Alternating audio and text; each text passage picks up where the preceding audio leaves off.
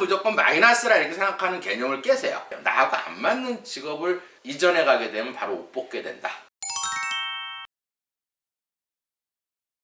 제가 이제 조금 시간이 될 때마다 여러분들이 이제 공부하다가 조금 어려운 부분, 진, 그 다음에 12운성, 그 다음에 12신살, 그 다음에 이제 상충관계, 오행의 희귀관계, 그거를 이제 조금씩 해드릴게요. 이제 해드리게 되면 공부하는데 아마 도움이 되실 거예요. 제가 육친을 쉽게 풀어줄 수 있는 방법을 알려드릴게요. 그러면 이제 예를 들면 을목이야. 그러면 예를 들어서 이 을목은 마이너스 나무가 있고 나무에 또 간목이 있어요. 플러스. 이 내가 예를 들어서 같은 을목일 때는 이걸 비견이라고 그래요. 같은 빗자를 써서 비견이고 나하고 다른 거를 겁재라 한다 이 말이에요. 그래서 이거를 비겁이라고 그래요. 이게 이제 본인, 형제, 친구에 해당하는 거예요. 그 다음에 이 나무를 어떤 생하는 물이 있어야겠죠. 그 다음에 난 사람을 얘기하는 거야. 그러면 내가 예를 들어서 마이너스이기 때문에 나를 난 사람은 쉽게 말해서 음양이 달라야겠죠. 이런 게 어려운 거예요. 여자는 무조건 마이너스라 이렇게 생각하는 개념을 깨세요. 내가 마이너스이기 때문에 나하고 음양이 다른 사람, 음양이 달아야 정자를 써서 쉽게 말해서 음양이 다르게 되면 플러스 물이 되겠죠. 왜냐면 나를 낳아야 되니까. 나를 생해주는 사람. 그 다음에 해수가 된다 이 말이에요. 얘가 쉽게 말해서 나하고 음양이, 그러니까 음양 조화를 갖게 되면 정자를 붙이는 거예요. 그래서 정인. 그 다음에 예를 들어서 음양이 다른 계수와 자수가 있겠죠. 얘를 나하고 같은 마이너스니까 같은 편 이렇게 사는 거예요. 편이면 편인. 이게 편인. 그러면 나하고 예를 들어서 이 한 글자씩 인자를 이렇게 해서 이거를 인성이라고 그래요. 그래서 우리는 인성교육 그러죠. 그냥 엄마를 뜻하는 거예요. 인성교육이라는 거. 엄마가 교육을 시킨다. 내가 나무를 낳은 거예요. 그러면 이 난 사람이 엄마가 되는 거야. 이 플러스는. 음양이 나하고 다르기 때문에 이게 엄마. 그 다음에 예를 들어서 나하고 마이너스죠. 그러면 이 나하고 똑같은 편이니까 남자죠. 엄마의 동생이니까 삼촌이 되는 거예요. 외삼촌. 그 다음에 여기에는 같은 이모도 포함이 되는 거예요. 그러면 내가 나무인데 물이 없다. 그러면 엄마나 이모가 나한테 도움이 많이 된다. 그 다음에 외삼촌도 도움이 된다. 그 다음에 나를 가르치는 거죠, 엄마가. 그러니까 이게 교육이 되는 거예요. 그 다음에 내가 어떤 문서를 이렇게 사거나 이런 거를 문서운에 해당하는 거예요. 여기까지 이해가 되시죠? 그러면 어쨌든 내가 이렇게 뻗어나가는 게 이제 나무가 있으면 햇볕이 있어야겠죠? 목생화. 오행의 이제 상생관계란 말이에요. 그럼 목생화는 예를 들어서 나하고 같은 편. 같은 편이 정사. 그 다음에 병. 그러면 같은 이 편일 때는 식신이라고 그래요. 이 식신은 식신이라는 건 천주기인에 해당하는 거예요. 그러니까 먹을 복이 많다 해서 식신. 그 다음에 예를 들어서 이 식신은 나하고 쉽게 말해서 음양이 어때요? 똑같은 거죠. 남자예요. 그러면 장인을 뜻하는 거예요. 왜 그러냐면 이 음양이 다른 이 병오가 장모가 되는 거예요. 남자한테는. 그 다음에 내가 나가는 거니까 진로에 해당하는 거고, 또 내가 움직여서 돈을 버는 사업체가 되는 거고 아랫사람에 해당한다 이렇게 보시면 돼요. 그러면 이제 화가 요거 이해하면 왜 장모가 되는지 요 다음 걸 보면 알 수 있어요. 왜냐면 목생화, 화생토가 되겠죠. 토에는 무진이 있고 그 다음에 기축이 있어요. 그러면 이 무진이라는 건 나하고 음양이 다른 거죠. 음양이 다를 땐 음양조화로 정자를 쓰라 그랬죠. 그래서 정제가 되는 거예요. 이 정제는 나한테는 부인에 해당하는 거예요. 음양이 다른 부인에 해당한다. 부인, 여자에 해당하는 거. 그 다음에 나하고 음양이 다른 이 계수가 부인의 형제가 아니겠죠. 부인의 남자 형제가 아니니까 처남이 되는 거예요. 정제라는 거는 작은 돈을 조금씩 이렇게 모아가는 걸 정제고, 여러분들이 흔히 얘기해서 뭐 도박이나 이렇게 횡재수를 노리는 건 편제라고 그래요. 나하고 같은 편이니까 이걸 편제. 그러면 쉽게 왜 여기가 장모가 되느냐? 장모가 난 사람이 있겠죠. 근데 부인이 장모가 난 거야. 그러니까 부인인 거예요. 이 재성이. 이걸 통틀어서 재성이라 한다.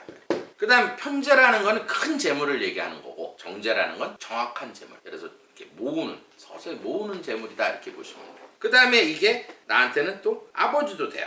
아버지는 나하고 같은 편이어야죠. 같은 마이너스여야 된다는 말이에요. 그러면 이 기토가 나한테는 아버지가 되는 거예요. 그 다음에 이 정제는 작은 재물, 이걸 큰 재물이다 이렇게 보시면 돼요. 그러면 더 재밌는 거, 예를 들어서 내가 난 자식이 있겠죠. 부인이 난 자식, 그죠? 부인이 난 자식이 관성이에요. 그러면 예를 들어서 경신, 신유가 나는 이렇게 물어보는 사람이 있어.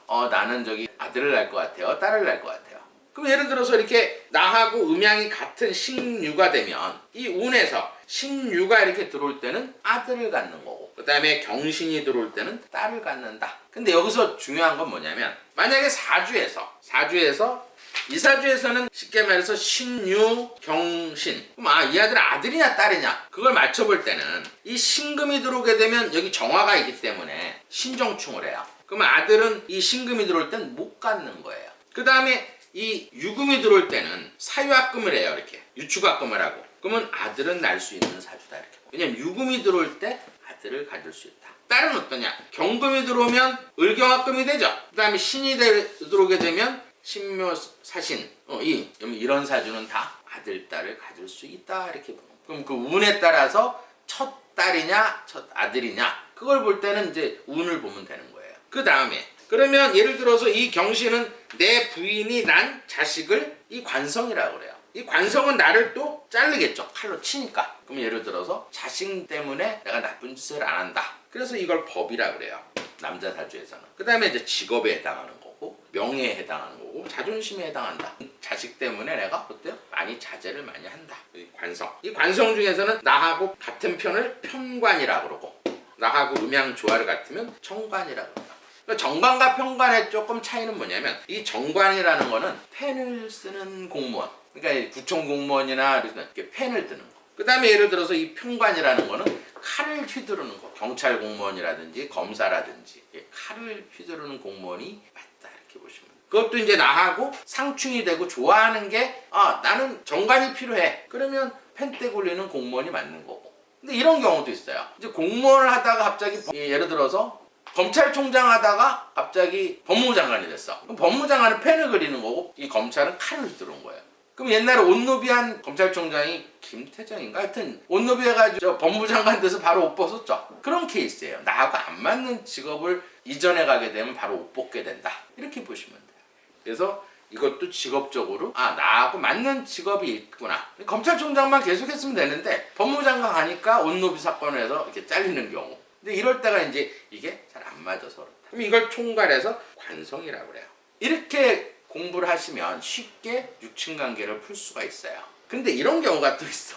좀 어려운 건데 여잔데 간목 플러스로 태어나서 이런 게 육친관계가 또 어려워요.